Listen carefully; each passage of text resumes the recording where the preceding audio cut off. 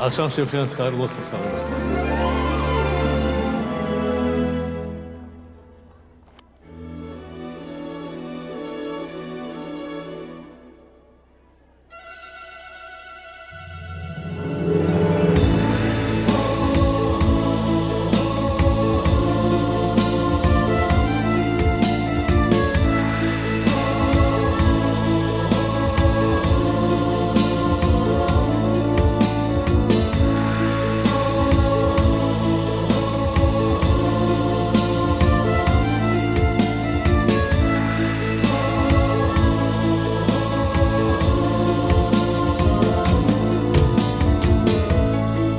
İnsan sevgiden varken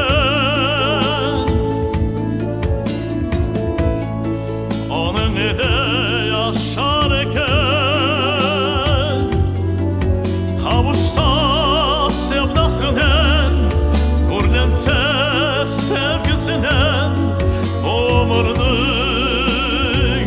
manası tamam olar.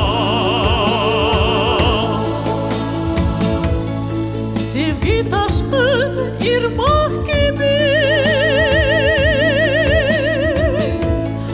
taze açkan yaprak gibi coşturan eski desinli birimiz ki onun ile neşege yürek dolar. Emine sevgi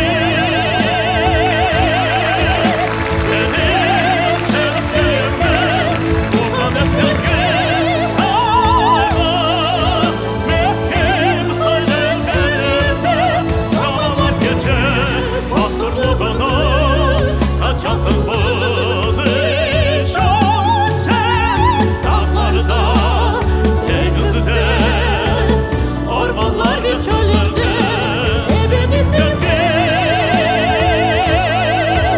Senin şeriflerine bu kadar sevgi sana metkim söylem her yerde sabahlar gece aklımda saçasın buzu çok sen dağlarda, denizde, ormanlar ve çöllerde.